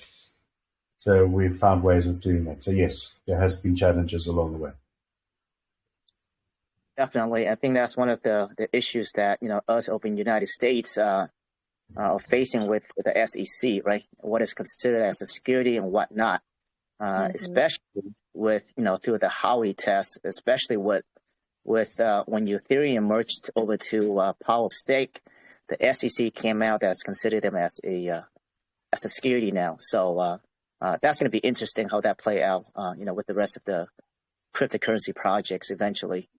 But yeah, so I'm very glad that you guys are very mindful and that you guys actually, working out, make sure that you guys are aligned with the legal aspect of things before going full force with this project here. So that's great to see.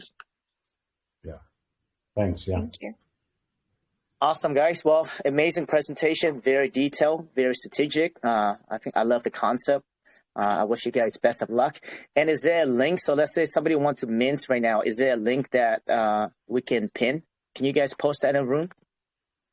Yeah, so there is a form that one would need to. So the minting contract is not out yet, and the reason why we're giving the discount at this stage before it goes public is so you can the funds will be put into a distribute or a wallet and then we will mint the NFT for you the moment the contract is linked up with our website. And there's a form that is being put. I think Zebs, has that been done? Put into the chat? Yes. Yes, Yep, I and put I it just in. tagged it again. So you can fill out the form and give your wallet address and everything, and the NFT will be sent to your wallet address. And that shouldn't be long until that's out. And then there's also the presentation. I think that's there. And if you've got any information, please, just DM any one of us, and we'll be able to help you. Perfect. Yeah. So if you guys go ahead and send the link in, and I'll go ahead and pin that on top. And one thing that we'd like to do, Chris and the team, is that we'd like to raise awareness to your Telegram room by sending out people to your room and say, great AMA at USACrypto Group. And Mike will come over and pick like a $25 winner. Is that something that you want us to do? Yeah, that would be great. Thank you. Thank you. Perfect. Yeah, awesome, Zep. Amazing AMA, guys. I love having AMAs like this. You guys, came across very professional, very well experienced in the space, and you guys approached us as a regular business, like a real life business, and I love that. So thanks again. Thank you. And now we can start tapping my toes. Yes, I've got one more video to show if that's okay, Seattle. Oh, yes, definitely. Fantastic. All right, hang on 1 second. I gotta share my sound again, sorry. Did you see that? I tapped on the wrong link. Bear with me. Here we go. All right, here we go. Get ready to tap your toes, like Malcolm said.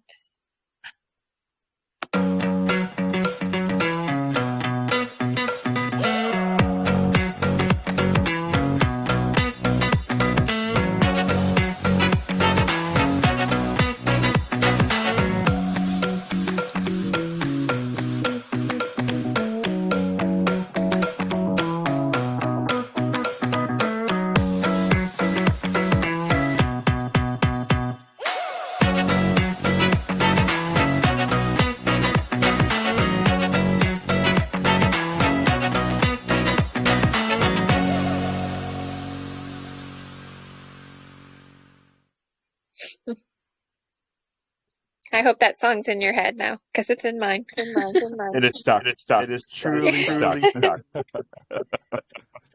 Definitely tapping over here on my end. It is. It's so great. Well, a great big thank you for having us. This has been fantastic. You guys are all so welcoming. Your community is very interactive. Thank you so much for having us and for hosting. Yeah, thanks, guys. Yeah, thanks. I want to leave you guys is that, once you guys done an AMA with us, you guys pretty much have a lifetime support from us. On the day that we're investors, right? And as long as you guys are legit and you guys came across very professional and transparent and legit, anything you guys would need, let us know. Thank you. That means a lot. Perfect. That's great. Mike's going to do just a to prize quickly add giveaway. to that. Before we get to Seattle, I just want to add. Oh, Zeb's hearing an echo here. Oh, here. I got to send off of this again. Thank you for that. Test. Perfect. So one of the things, yep, absolutely. One of the things that we also like to add on to what Seattle just said there, with the thread that we have in our investment channel, anything that you guys want to put in there for updates for forever will automatically get forwarded to the main channel for the entire community to see. So it keeps it in one nice spot, but the entire community gets the updates anytime you put something in there. I just wanted to put that up there. Awesome, thanks. Thanks a lot. Thank you. That's pretty fantastic.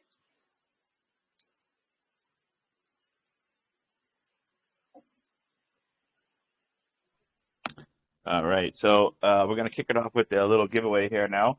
And I am not on my PC today, obviously, as I am on vacation. So the one random attendee that we'll be picking today, I will share a screen on my phone. And it's a little unorthodox, I apologize, but I will just be scrolling and picking the one random attendee today. But there was some great questions, so I'll be sure to thoroughly go through those, considering the voice questions as well. Pick a $25 there as well, winner.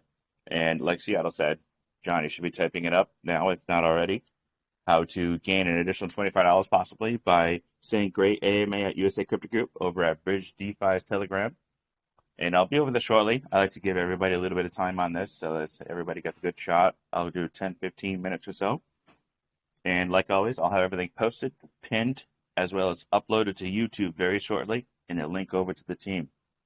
I appreciate you guys coming out today. It's still early for me. It's only 3 o'clock, so I have a nice night ahead of me. I don't know where you guys are from, but you guys as well have a good night, morning, afternoon, and I appreciate you guys. Thanks, you too. Thank you very much.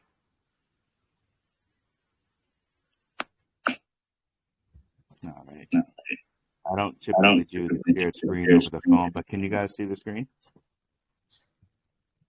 Yes, we can. Perfect. So let's see. Get to the bottom and make sure we're all good to go here. I see 176 total in here right now. Thank you, everybody, for joining, by the way. All right. Now that everything's loaded, let's scroll and stop. Beauty fades. Won yourself $25. Congratulations there. You actually had a couple of questions as well. Thank you. I appreciate that. And I actually see you in almost every single AMA lately. Thank you for that as well. Beauty fades. You have weighed yourself $25 today at our AMA. And I will pick the other winners very shortly. I have a lot of questions to go through, and they were very good. With that being said, that is it from my end.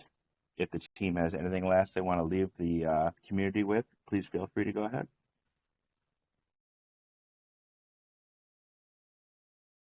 Hey guys. Nope, just thanks again for having us. This has been really great, and I feel like we've made a great connection with this community. So I look forward to more AMAs with you guys, bridge talks with you guys, and getting to know you a lot better. We appreciate the support. Thanks again, Zep, and the rest of your team. Really appreciate it. And you guys are welcome to come back anytime. All right, I just lost connection there. Did you guys get a good shared screen on that? Yes. Yeah, we did, Mike. We did. And you did pick my name as a winner, I believe.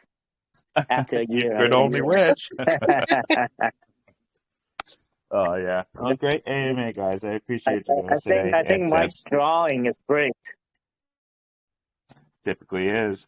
Anyway, Never all right, guys. Seattle is the only rule. It's actually...